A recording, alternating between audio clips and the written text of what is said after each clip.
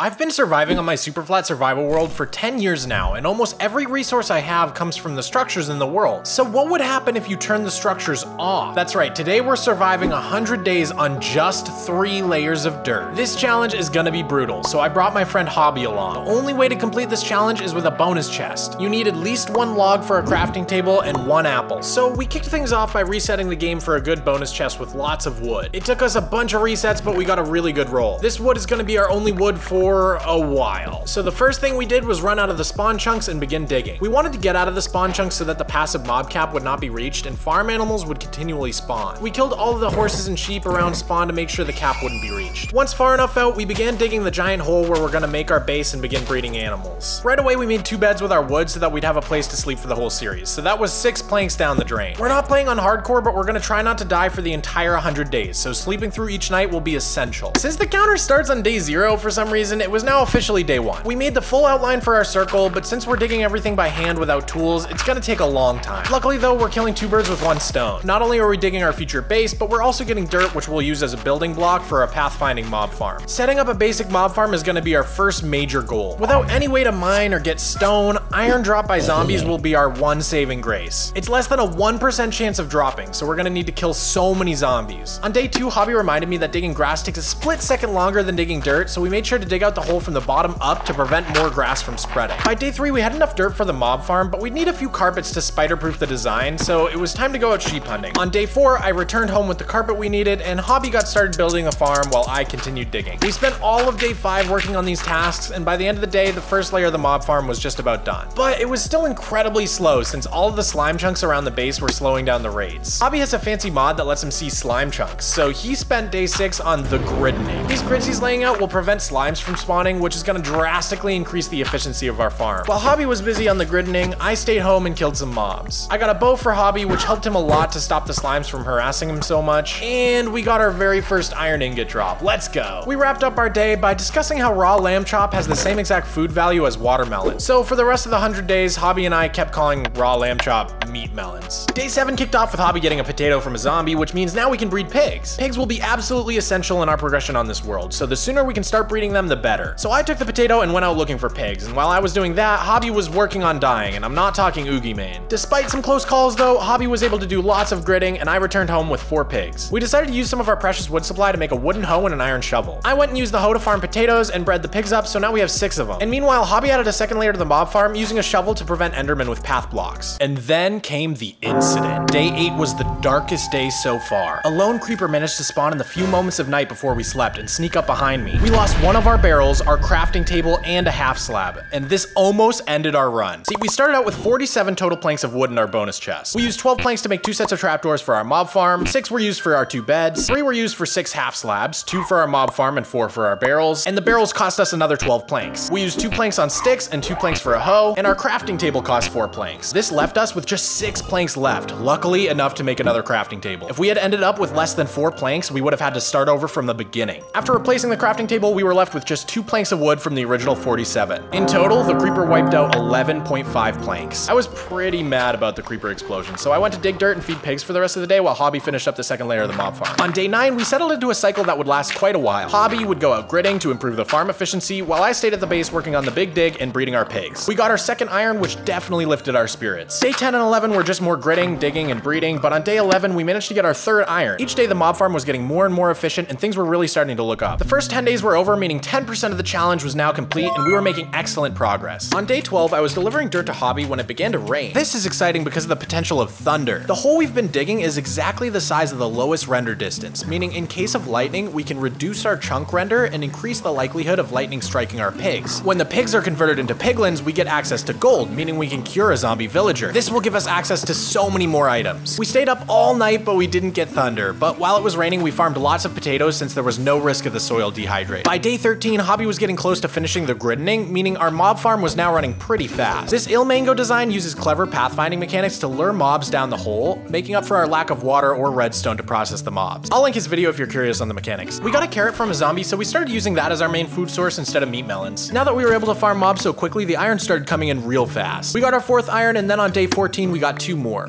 Is that an iron? Holy! 5 now. What is your dream luck? We only needed 2 more iron for a cauldron. Why do we need a cauldron? You'll find out soon. I also went ahead and expanded the pig pen so they wouldn't start dying from entity cramming. I think I'm done. On day 15, Hobby finally finished the grinding and began to help out with the big dig. It's about time he pulled his weight. We got our 7th iron, and as the local difficulty began increasing, mobs started dropping better armor and tools. Like on day 16, we got an iron shovel drop. Each time this happened, we would craft it with our old shovel and get a little boost in durability. While Hobby expanded the pig pen yet again, I kept mob farming and finally got our 8th iron. Hobby got one of the ingots with 96 zombie kills, while I got the other 7 with only 261 zombie kills. Maybe I'm wrong, but the odds of this seem truly astronomical, so I'd love it if some math whiz would do the calculations in the comments. I went ahead and crafted the cauldron with the 7 ingots. We need it because each time it rains, there will be a chance of getting 1 level of water in the cauldron. After 3 times, we'll be able to take the water out with a bucket and finally have water in our world, which we're gonna use for a bunch of things. You'll see. Hobby spent day 17 digging, and I continued mob farming to try to get the 3 iron we need for a bucket. I didn't get any iron, but I managed to get a full set of armor and sticks from witches, which we can use to craft things like tools. On day 18, I helped Hobby out with the big dig, and we finished one of the quadrants of our circle. The next day, Hobby began working on our future sheep farm. Since our block palette is so limited in structuralist Superflat, we really wanted to use wool to decorate our base. While he did that, I continued to dig, breed our pigs, and farm mobs. I got redstone from a witch and another iron sword, which was great for quickly clearing out mobs from our farm. On day 20, I managed to get the first iron ingot for the bucket, and Hobby blew his bet. He then went out and looked for sheep while I worked on the big dig, and he returned with the sheep just in time for bed. We had successfully made it a 5th of the way through our challenge. Our next big hurdle would be getting rain in our cauldron. From day 21 to 30, our main tasks were digging the hole and breeding our pigs. On day 22, we decided to let our pigs out of their pen because they were once again dying of entity cramming, and we were making good progress on our hole. Oh yeah, and these guys showed up. We spent all of day 23 digging, and by day 24, we had finished half our circle. At this point, we were pretty burnt out on digging, so Hobby went to go work on the sheep farm some more, and I began crafting all our bones into bone blocks so we could start decorating our base. After that much needed break, we got back to digging. We spent all of day 25, but then we were interrupted on day 26 by rain. At this point, we decided to use a strategy we refer to as save scumming. See, cauldrons filling up with rain is very rare. I couldn't find out how rare on the wiki, but from experience, it often takes multiple rainstorms just to get 1 layer. So we made a backup and reset our game over and over until we were able to get our first rain layer.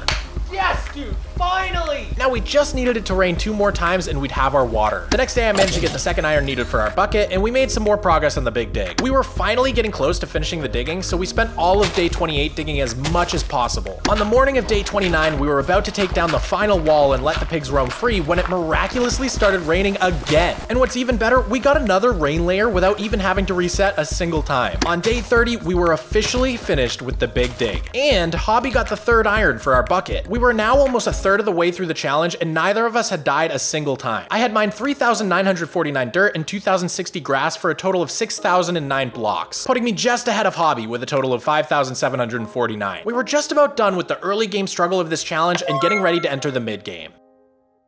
With our hole complete, Hobby spent day 31 working on the sheep farm cells while I attended to our pigs. By the end of day 32, Hobby was almost done with the outline of the sheep farm, until he realized that he built the circle wrong. I spent the day making fun of him and breeding the pigs again. All comes tumbling down.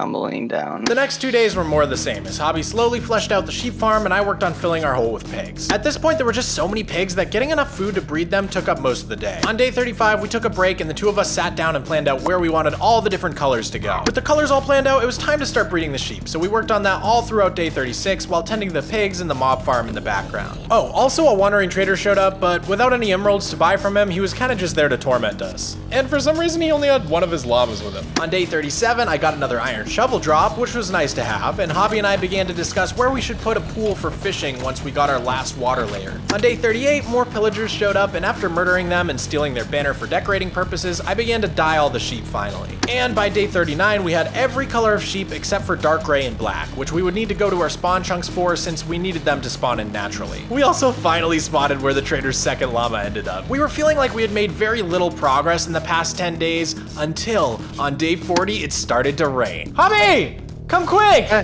Oh my god. After many resets, we had our last water layer and we were about to have so much to do. These were probably the most uneventful 10 days yet, but now that we finally had water, everything was about to change. We went ahead and used our bucket to remove the water from the cauldron and then used water bottles dropped from witches to fill the cauldron back up, allowing us to take a 2nd water source and create an infinite water pool. On day 41, I began building our fishing pond. Fishing would provide us with some cool stuff like saddles, name tags, and lily pads, but we would also need fish to eventually trade for emeralds. Since we already had a barrel and the number of villager professions we can get in Structureless is very limited, the fisherman villager would be an obvious choice to trade with. Meanwhile, Hobby added an attachment to our mob farm that converts zombies into drowned. Drowned have an 11% chance of dropping copper. This means that with 3 copper we can craft a lightning rod and will no longer need to rely on pure luck for lightning to strike our pigs. Hobby finished the drowned farm and even got our first copper ingot, and meanwhile I fished up a saddle. On day 42 I went out to tame a horse and hit this nice MLG shot on a creeper. I tamed the horse and began to undo all the grids around our base, since now that we had water we could just cover the land and make our mob farm even more efficient. While trying to improve the copper farm, Hobby somehow got another iron ingot instead of more copper. On day 43 I began the flooding,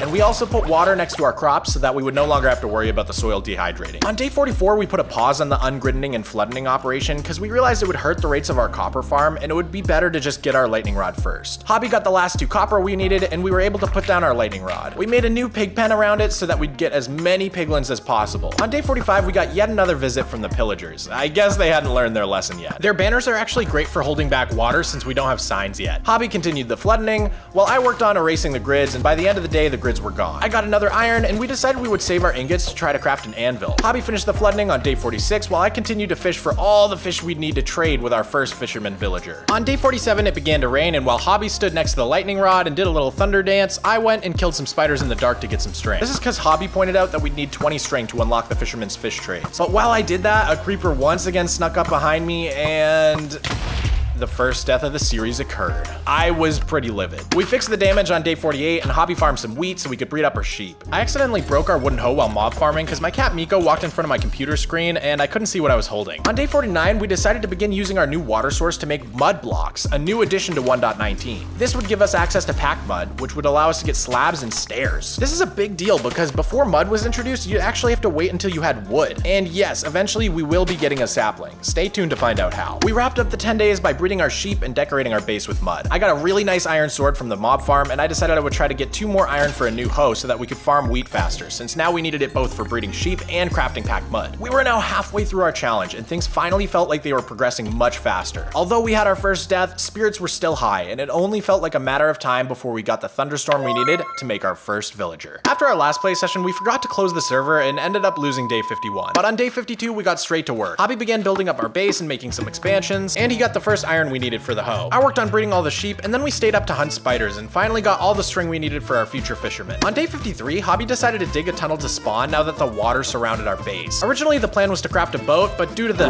incident on day 8, we didn't have enough wood. While he dug the tunnel, I mob farmed until I got the second iron for our shiny new hoe. The next day, Hobby went ahead and crafted the hoe and made us a farm. I began to color code our wool farm with carpets, which also had the benefit of preventing mobs from spawning. Hobby hates color and fun, so we argued about it for a while. We also made big progress on decorating the wall of our pig circle. On day 55, Hobby and I made use of the new spawn tunnel to go grab some cows. We were also hoping that some pesky endermen hanging around our base would finally despawn in our absence, but unfortunately they stuck around. On day 56, we evicted the endermen. It was necessary, okay? They kept griefing our sheep farm. Hobby finished putting mud slabs on our wall and began farming some more so that he could slab our mob farm and improve the rates even more. At this point, we were almost done with our wall, so I started working on decorating the sheep pens. On day 57, the outer wall was officially complete, and we worked more on the sheep farms and even made some stairs into our base. We spent all of day 58 working on improving our base, and we were about to expand our area even more on day 59 when we got thunder. This is not a drill. We quickly made a world backup and began trying to get enough gold for 2 golden apples. After several resets, Hobby and I had a well-choreographed route. He would attract the piglins to himself by making them aggro, while I managed the pig pen and tried to get as many piglins as possible. We're like optimizing this. Let's go! For sure we get it, right? After many tries, we were able to get 24 ingots, enough for 3 apples. We have 24? Yeah, we can make 3 apples. We can make 3 apples? Then on the morning of day 60, we worked together to trap a witch from our mob farm. Another 10 days had gone by, but we were now so close to having a villager. All it would take was a few zombie villagers to spawn and we'd be golden. Or should I say emerald. On day 61, we got a zombie villager in our mob farm and then blocked off the chute, allowing us to very carefully kill all the other mobs until it was just the zillager. We got the witch to throw a weakness potion at him and began curing our first villager. Oh my god! The next day, I got our second zillager while Hobby worked on the base, and on day 63, we had separated and cured our second villager. We used the very last of our wood on a loom for our second villager. Hobby set up the villager trading stations on day 64, and I went ahead and got a third zillager. We separated and cured him, and then killed our witches to clean up our base a little bit. On day 65, Hobby reset for some good trades, and then we finally traded for our first emeralds. While Hobby worked on trading, I went ahead and continued to work on the sheep farms. On day 66, it rained again. We don't need rain anymore, but it just feels weird not to mention it after having to pay so much attention to the weather. I continued breeding our sheep while Hobby traded up to 5 emeralds. We were officially ready for the final stage of the challenge. 5 emeralds would be enough to buy saplings from the wandering trader the next time he showed up. All we needed was a trader selling saplings and we would have infinite wood. After that, we'd be unstoppable. On day 67, Hobby spent the morning shearing sheep and trading the wool while I decorated the fish pond. Our villager reached level 3, meaning we could now trade for beds and begin breeding our villagers. This meant that we would soon have loads of iron. With sticks from witches, we'd be able to craft all sorts of tools. We spent day 68 decorating the base, and I took a break to pet Miko for a while. On funny number day, we set up our villager breeding cell, and by day 70, we were officially breeding villagers. Another 10 days had passed, and we were now entering the Iron Age. We kicked off day 71 by doing more base designing and breeding, and we also managed to get 5 villagers, meaning soon iron golems would spawn. The next day, we saw our first iron golem, and they didn't stop spawning after that. By the end of the day, we had 24 iron, so we decided to save up for that anvil. Decorating really started to ramp up when Hobby traded for codfish and paintings. By day 73, we had enough iron for our anvil, and Hobby decided to start a second floor for our base. We began crafting ourselves tools, and at night I went spider hunting so I could craft a new fishing rod. I spent day 74 fishing while Hobby killed some endermen and crafted an iron sword. On day 75, Hobby took over fishing, and he actually moved the fishing pond to a new spot. Meanwhile, I worked on finishing off the sheep farms. Day 76 was more of the same with Hobby fishing and me upgrading the sheep pens,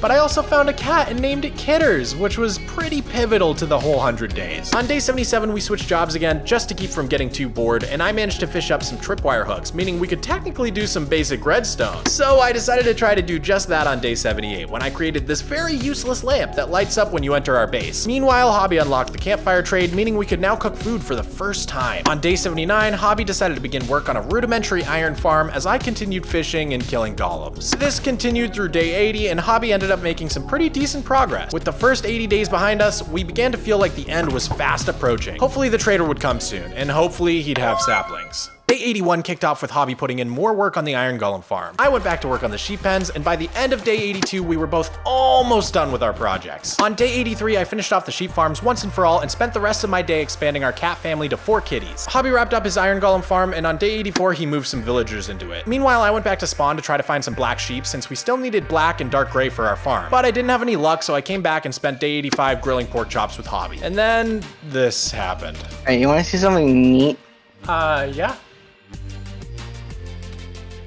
Oh. Hobby! Hobby had his first death of the series, meaning we were now even. We both thank God that we hadn't dared to try to do this in hardcore, and then we crafted up some iron armor for ourselves to make sure that we wouldn't be dying anymore. By day 86, the iron golem farm was nearly functional. I worked on using coal from campfires to craft into torches, which I then made into some lanterns to decorate and light up our base. Hobby helped decorate too, and by the next day, the iron farm was working, kinda. We went ahead and got rid of the old fishing pond, and then we really started going ham on decorating. I spent the morning of day 88 placing carpets on our base to cover up the ugly bedrock texture. Hobby noticed that the iron golems were getting stuck in the farm and started collecting iron pressure plates to use in place of the half slabs, which would help with the issue, hopefully. On day 89, Hobby and I traveled back to spawn together to hunt for black sheep once more, and this time we were actually successful. Hobby made friends with a donkey and brought him home, while I put the black sheep into the correct pen and bred our last sheep color. On day 90, we made new crop farms and got rid of our old one to make room for the second floor of our base. We were now in the final 10 days. With no trader in sight, we began to get nervous, but we held on to hope. We woke up on day 91 to find our sheep farm once again griefed by endermen, so we fixed it up and spent the day doing more decorating. Without much else to do but wait for a trader, we spent day 92 decorating as well. Hobby worked on the iron farm some more on day 93, and I briefly joined him to build a wall around it to prevent pigs from wandering in. Afterwards, I worked on completing the last few sheep pens with our new colors. On day 94, I began to make the iron farm look a bit nicer, while Hobby continued to add pressure plates, which seemed to be making the farm work much better. After another full day of decorating on day 95, we were starting to get very nervous. With only 4 days left to go, we decided to have Hobby head to spawn to AFK, just in case the trader was having trouble finding blocks around our base to spawn. And then it happened. The trader finally spawned. We both held our breath as Hobby checked the trades, and sure enough, there was a sapling. I ran as fast as I could to spawn with the emeralds and purchased the spruce sapling and the moss block, which would also give us access to oak wood using the azalea trees. We had finally done it. Our main goal for the 100 days was completed with just a few days to spare. To celebrate, we spent the rest of our days decorating to our heart's content. content. Now that we had so much to work on, the days seemed to fly by, and before we knew it, the 100 days was up and we had transformed our base into a beautiful paradise. I'm not exaggerating at all when I say this was the most difficult challenge I have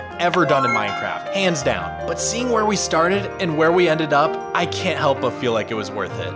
Thanks for watching.